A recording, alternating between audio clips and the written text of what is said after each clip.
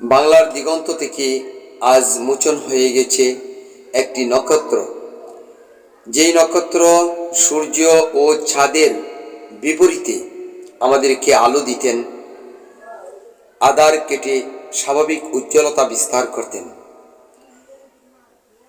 যিনিকে পেয়ে এই বাঙালি জাতীয়তাবাদ উজ্জীবিত হয়েছিল, এমনকি যিনির ছোঁয়ায় এদেশে গণতন্ত্র এসেছে, যিনির ছোঁয়ায় এদেশে সন্ত্রাস নির্মূল হয়েছে, যিনির ছোঁয়ায় এদেশের উন্নয়ন ঘটেছে, সেই মহিয়সী প্রাণ বেগম খালেদা জিয়া আজ আমাদের মাঝে নেই।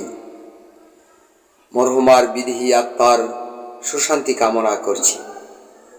1981 সালে রাষ্ট্রপতি জিয়াউর রহমানের মৃত্যুর পর 1983 সালে দলের নেতাকর্মীদের অনুরোধে বেগম খালেদা জিয়া রাজনীতিতে প্রবেশ করেন।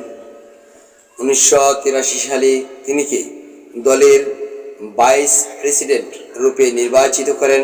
এমনকি 1984 সালে তিনিকে বিনা প্রতিদ্বন্দ্বিতায় পার্টির চেয়ারম্যান হিসেবে দায়িত্ব গ্রহণ করতে হয়। তারপর থেকেই শুরু হয় স্বৈরাচার এর বিরুদ্ধে আন্দোলন। এই তীব্র আন্দোলনে নেতৃত্ব দিয়েছেন বেগম খালেদা জিয়া। এরপর থেকে স্বৈরাচার এরশাদের বিরুদ্ধে আন্দোলন শুরু করেন। এই আন্দোলনের মধ্য দিয়ে তিনবার গ্রেপ্তার হন বেগম খালেদা জিয়া। 1986 সালের যে নির্বাচন গিয়েছিল, সেই নির্বাচনের বৈধতা ছিল না বলে বেগম খালেদা জিয়া সেই নির্বাচনকে প্রত্যাখ্যান করে সেই নির্বাচনে অংশগ্রহণ করেননি, বরং তিনি একের পর এক করে আন্দোলন চালিয়ে গিয়েছিলেন। ফলে তিনিকে আপোষহীন দেশনেত্রী বলে উপাধি দেন এদেশের জনগণ। স্বৈরাচার এরশাদ সরকারের পতন হওয়ার পর 1991 সালে অভূতপূর্বরূপে একটি নির্বাচন অনুষ্ঠিত হয়। সেই নির্বাচনে বাংলাদেশ জাতীয়তাবাদী দল বিএনপি আসনে সংখ্যাগরিষ্ঠতা লাভ করে। সেই সংখ্যাগরিষ্ঠতার মধ্য দিয়ে যখন বিএনপি সরকার গঠিত করে, তখন তিনি প্রধানমন্ত্রী রূপে নির্বাচিত হন। এমনকি প্রধানমন্ত্রীর দায়িত্ব পালনরত অবস্থায় বাংলাদেশে গণতন্ত্র প্রতিষ্ঠা করেন। এজন্যে বেগম খালেদা জিয়াকে মাদার অব ডেমোক্রেসি বলে চিহ্নিত করে সেই উপাধিতে ভূষিত করেন। 1996 সালে ষষ্ঠ জাতীয় সংসদ নির্বাচনে দলটি সংখ্যাগরিষ্ঠতা অর্জন করলে বেগম খালেদা জিয়া আবারও প্রধানমন্ত্রী রূপে নির্বাচিত হন। কিন্তু সেই নির্বাচনটিকে অনেকেই বিতর্কিত করে তুলেছিল। ফলে তিনি দেশ ও জনতার কল্যাণে, দেশ ও জনতার প্রতি দৃষ্টি রেখে 1996 সালের সেই বিতর্কিত নির্বাচন ধরে ক্ষমতায় থাকতে চাননি বেগম খালেদা জিয়া, বরং তিনি তত্ত্বাবধায়ক সরকারের নিকট ক্ষমতা হস্তান্তর করে আরেকটি নির্বাচন ব্যবস্থা করার জন্য সহযোগিতা করেন।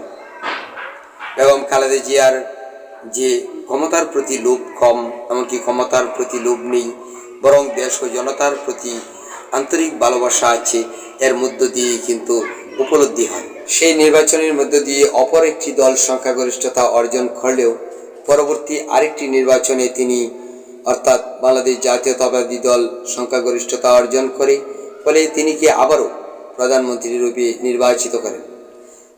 তিনবারের এই সফল প্রধানমন্ত্রী বেগম খালেদা জিয়া বিশ্ব মাঝে একজন মহিয়সী নারী বলে আখ্যায়িত হন।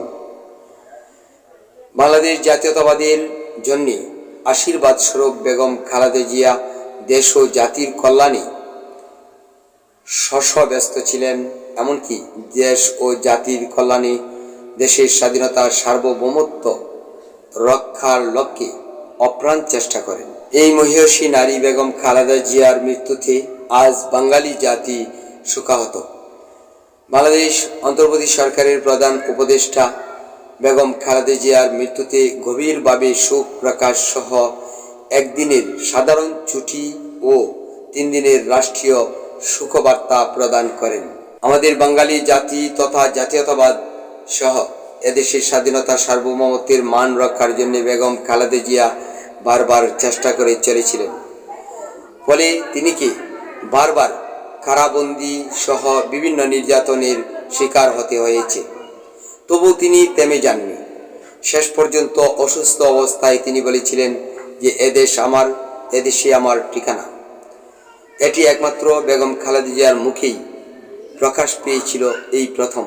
বেগম খালেদা জিয়ার রাষ্ট্র পরিচালনার সময় ভারত, পাকিস্তান সহ বিশ্বের অন্যান্য যত রাষ্ট্র আছে সকলের সঙ্গে সমভাব এমনকি সমমান রক্ষা করে চলেছিলেন। তিনি কারোর সঙ্গে বিরুদ্ধাচরণ করেনি, এমনকি শত্রুতার ভাব দেখাননি, যেমন তেমনি এ দেশের স্বার্থে কাউকে প্রশ্রয়ও দেননি। বেগম খালেদা জিয়া এই দেশ ও জাতির উন্নয়নের লক্ষ্যে সদা আপোষহীন রূপে শাসন ও পোষণ করে চলেছিলেন।